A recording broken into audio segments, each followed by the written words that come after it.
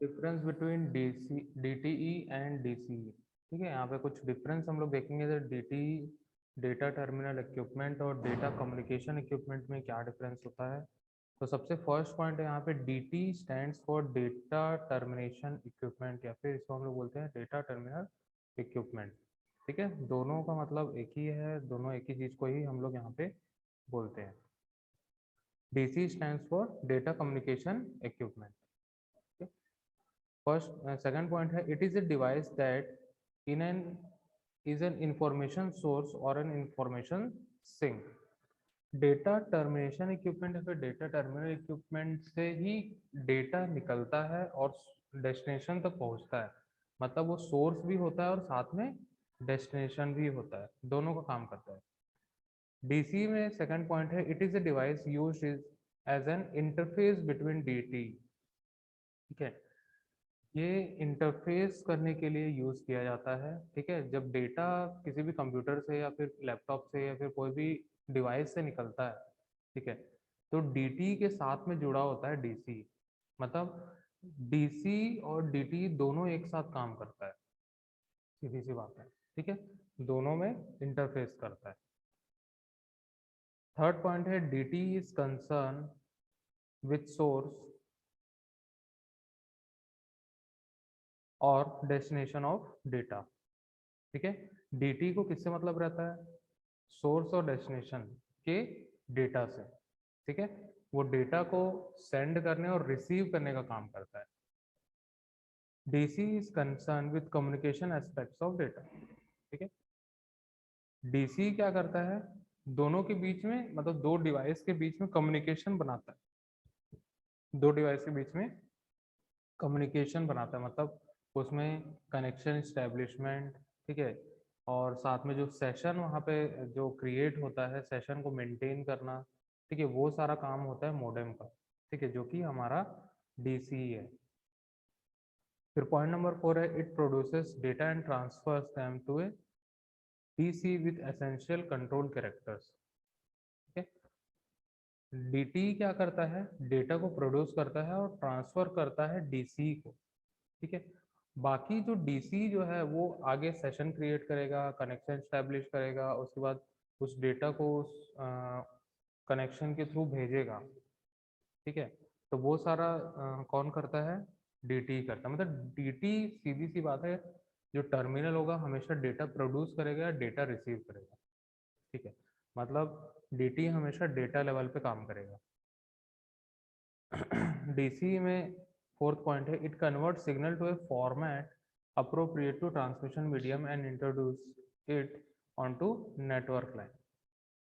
ठीक है, अब डीसी का काम क्या है, डेटा तो आ गया, उसको कन्वर्ट करना है सिग्नल्स के फॉर्म में। ठीक है, जिस फॉर्मेट में भी सिग्नल्स उस इक्विपमेंट से निकलने वाला है, उसी फॉर्मेट में सिग्नल को चेंज करेगा। जो भी ट्रांसमिशन मीडियम होगा, चाहे वो वायर्ड हो, वायरलेस हो, ऑप्टिकल फाइबर हो, जिस प्रकार का भी वहाँ पे मीडियम होगा, उसी नेटवर्क लाइन में वो उसको सेंड कर देगा। और कैसे सेंड करेगा, सिग्नल के थ्रू। ठीक है, फिफ्थ पॉइंट है, it is connected through help of DC network. तो डीटी किससे कनेक्ट रहता है, डीसी नेटवर्क के थ्रू कनेक्ट होता है। DC network acts as a medium for to DT networks. DC network जो होता है जनरली दो डीटी नेटवर्क्स मतलब दो कंप्यूटर है और दोनों कंप्यूटर में लगा होगा मॉडेम। ठीक है, तो मॉडेम से मॉडेम कनेक्ट होता है और मॉडेम से दोनों डीटी कनेक्ट होता है। अभी मैं एक डायग्राम दिखाऊंगा, उससे समझ में आ जाएगा। पॉइंट नंबर 6 है, examples of DT includes computer, printer, router etcetera.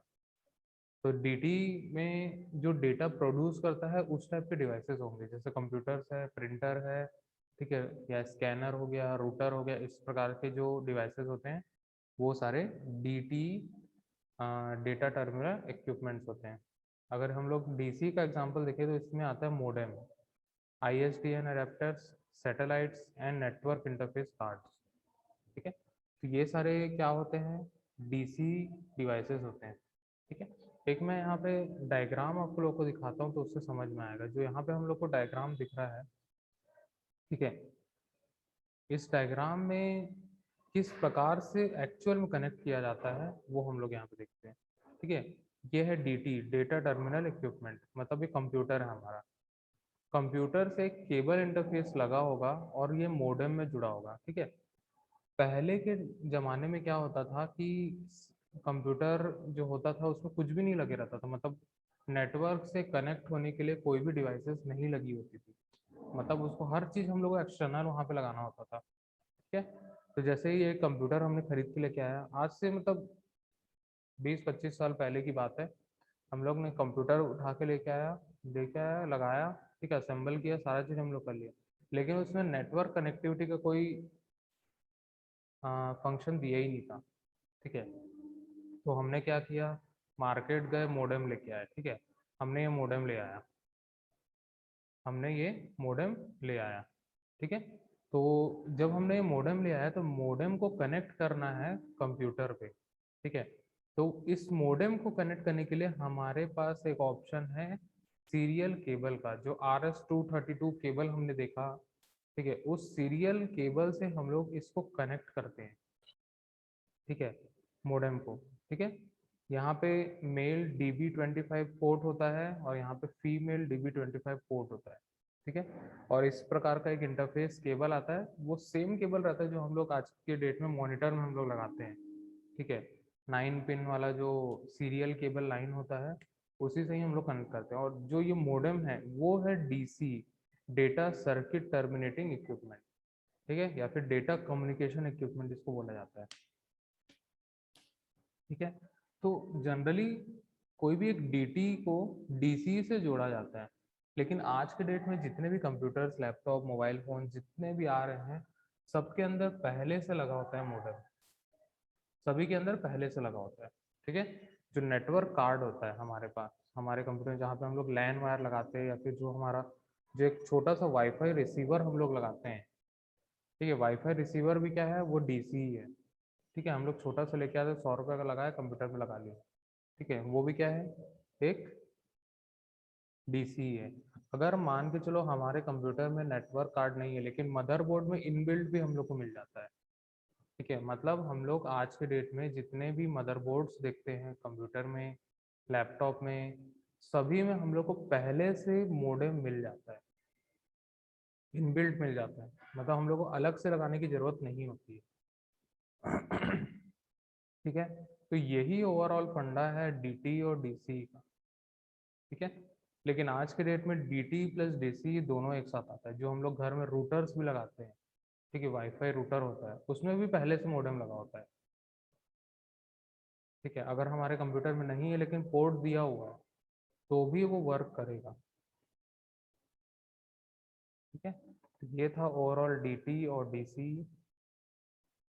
Okay, data communication या डेटा इंटरफेस स्टैंडर्ड्स हम लोग इसको बोलते हैं। ठीक है, तो देखते हैं यहाँ पे कौन कौन से टाइप के स्टैंडर्ड्स होते हैं। अब स्टैंडर्ड्स का मतलब ये होता है कि हम लोग जब कम्युनिकेट करते हैं, ठीक है, तो वो किस प्रकार से कम्युनिकेट करेगा, उसका कनेक्टर टाइप क्या होगा, उसका वोल्टेज लेवल क्या होगा, उसमें कितने पिन्स होंगे, हर पिन कौन सा काम करेगा।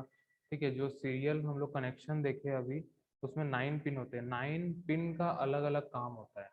ठीक है, हर पिन से अलग अलग वोल्टेज जाएगा। ठीक है, तो यहाँ देखते हैं, there are variety of data communication standards which can leave you totally confuse. Fear not, they are actually fair and simple, easy to understand. Each standard defines the pin out, pin number and designation, connector type, voltage level on each pin, and the maximum data rate and maximum distance of cable run. ठीक है, तो जितने pin हैं सभी pin क्या करेंगे, अलग अलग वोल्टेज लेवल कैरी करेंगे।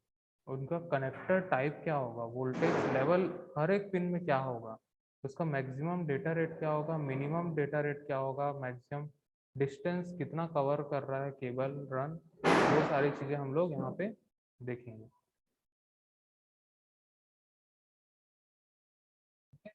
तो फर्स्ट है यहाँ पे EIA-232। ठीक है, EIA-232 जो होता है वो एक सीरियल केबल होता है। ठीक है, this specifies a 25 pin D type connector as a standard unbalance single wire signal interface for DC data communication equipment, जो कि मॉडेम है हमारा, और डीटी। ठीक है, तो EIA 232 जो हमने देखा था RS 232।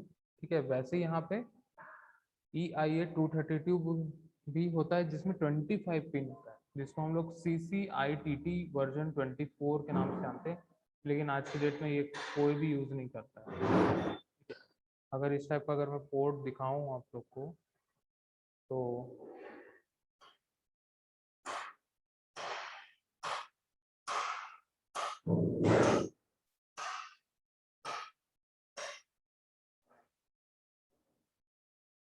ठीक है, इस टाइप का कुछ पोर्ट्स होते हैं, अलग अलग टाइप के पोर्ट्स।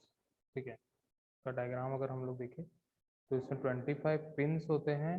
ठीक है, सब पिन का अलग अलग। ठीक है, तो ये जनरली किसी एक कंप्यूटर से हम लोग अगर मल्टीपल कंप्यूटर को जोड़ते हैं, उसके लिए यहाँ पे काम पे आता है। ठीक है, कुछ इस प्रकार का पोर्ट रहता है, मतलब ये सीरियल पोर्ट है, इसमें 25 पिन्स होंगे, और साथ में यहाँ पे जो केबल्स होते हैं, जो लैन केबल्स होते हैं, वो लगे होते हैं। ठीक है, तो जनरली ये आज के डेट पे यूज़ नहीं किया जाता है। ये जब यूज़ किया जाता था तो उस समय स्विच वगैरह यूज़ नहीं किया जाता था, मतलब जो स्विच रूटर ये सब लगाए जाते थे ना, वो सारी चीज़ें यूज़ नहीं की जाती थी। तो उस समय यहाँ पे 8.EIA 232 केबल का यूज़ करते थे। तो इससे क्या फ़ायदा होता था कि हम लोग को स्विच वगैरह लगाने की ज़रूरत नहीं पड़ती, लेकिन इसका डेटा रेट बहुत कम था, और ये टोटल 100% एनालॉग सिग्नल पे ही काम करता है। ठीक है, तो इस प्रकार से यहाँ पे सिग्नल होता है जो कि DC और DT को इंटरफेस करने के लिए काम पे आता है। ठीक है, नेक्स्ट है EIA 424। ठीक है, ये भी इसी प्रकार का 25 पिन D टाइप कनेक्टर होता है, जो कि स्टैंडर्ड अनबैलेंस सिंक्रोनाइज, ठीक है, DC और DT के बीच में करता है। मतलब यहाँ पे जो सिंक्रोनाइजेशन होता है, सिंक्रोनाइजेशन मतलब डेटा और क्लॉक, मतलब टाइमिंग और डेटा दोनों को एक साथ बैलेंस करते हुए सेंड करता है। ठीक है, this interface is almost identical to RS 422, but for RS 423 is unbalanced, very similar to RS 232 can drive longer cable lengths and higher data rates। ठीक है, RS 423 या फिर EIA 423 भी हम लोग देख लेते हैं यहाँ पे कि कैसा दिखता है। ठीक है, तो ये भी इसी प्रकार का ही केबल होता है, कुछ इस प्रकार का केबल होता है। ठीक है, तो यहाँ पे 5 पिन में कन्वर्ट किया जाता है, इस प्रकार का केबल होता है, 25 पिन होते हैं उसमें। ठीक है, तो इसको बोलते हैं RS के, इसको बोलते हैं रिकमेंडेड। RS का मतलब होता है रिकमेंडेड स्टैंडर्ड। ठीक है, तो इस प्रकार का एक केबल होता है। ठीक है, नेक्स्ट आता है EIA 422। ठीक है, ये 37 पिन का D टाइप कनेक्टर होता है, जो कि सिंक्रोनस मतलब डेटा और क्लॉक्स दोनों को सिंक्रोनाइज करता है, लेकिन वो अलग अलग टाइप से करता है दोनों का।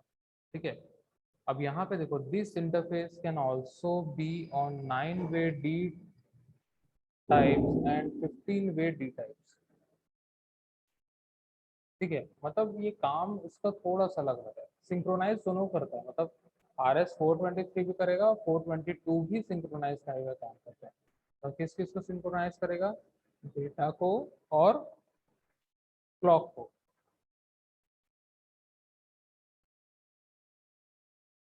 ठीक है, दोनों को सिंक्रोनाइज करने का काम करेगा। तो यहाँ पे हम लोग देखते हैं कि किस टाइप का कनेक्टर होता है। ठीक है, EIA 422। ठीक है, कुछ इस टाइप का कनेक्टर होता है, ये वाला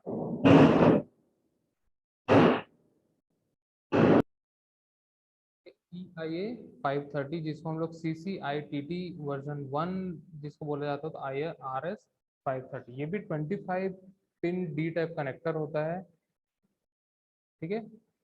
जनरली ये भी वही काम करता है जो बाकी सारे काम करते हैं, ठीक है। लेकिन यहाँ पे जो 25 पिन कनेक्टर जो होता है उसको हम लोग 423 के साथ भी इंटरफेस कर सकते हैं, लेकिन वो अनबैलेंस रहेगा, मतलब वो सिंक्रोनाइज करने का काम नहीं करेगा। लेकिन ये अगर हम लोग इसको 25 पिन पूरा का पूरा यूज करते हैं तो वो प्रॉपरली डेटा को और क्लॉक्स को दोनों को सिंक्रोनाइज करेगा, ठीक है। इस पिन को भी हम लोग देखते हैं कि कैसे ये पिन दिखता है।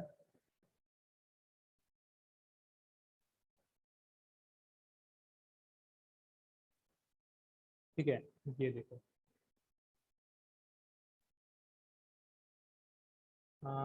एक्चुअली में इस प्रकार का पिन होता है RS530।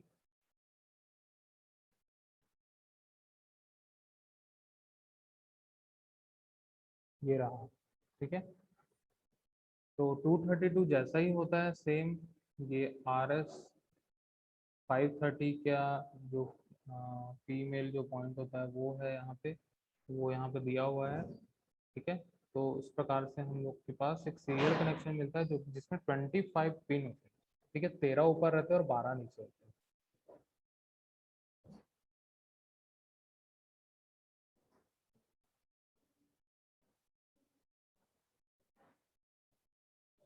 ठीक है, फिर नेक्स्ट आता है V.35 या EIA 449। इसमें भी 37 पिन डी टाइप कनेक्टर होता है, ये भी सेम काम करता है सिंक्रोनाइज करने का, ठीक है।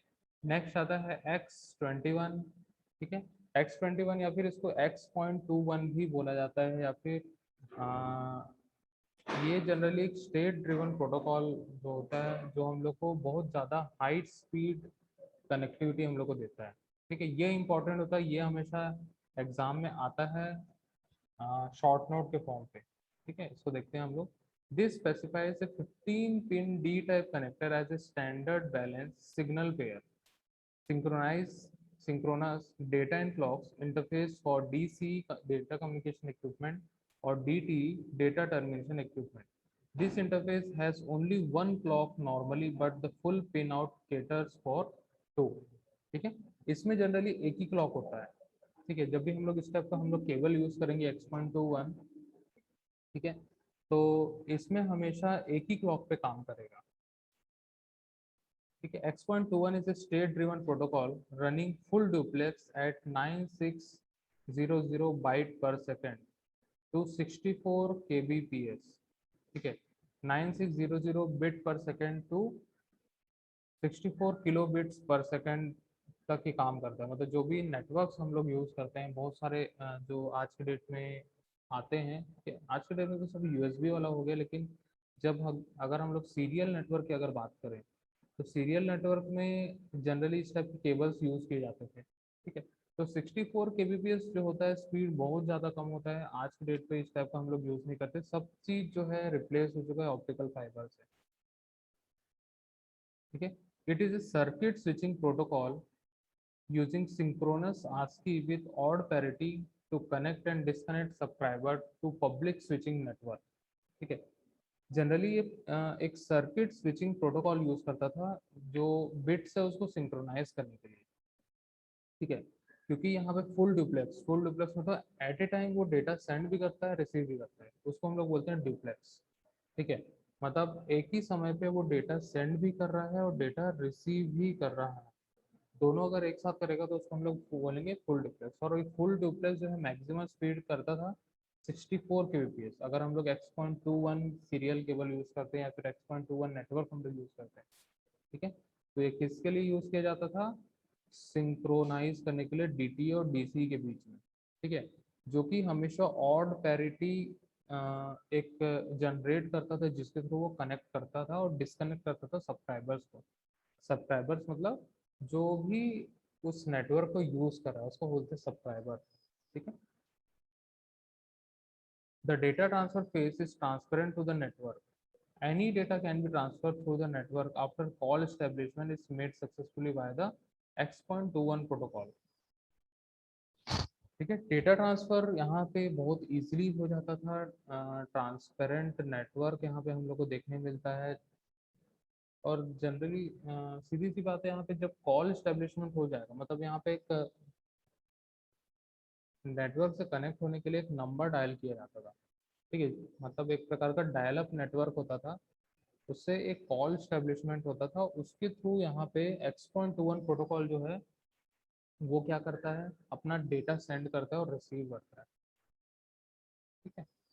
तो X.21 जो आ, उस जमाने का एक लेटेस्ट टेक्नोलॉजी थी, जिसके थ्रू हम लोग बहुत फास्ट, हम लोग फुल डुप्लेक्स में अपने डेटा को सिंक्रोनाइज कर पाते थे डीटी और बीसीई के बीच में।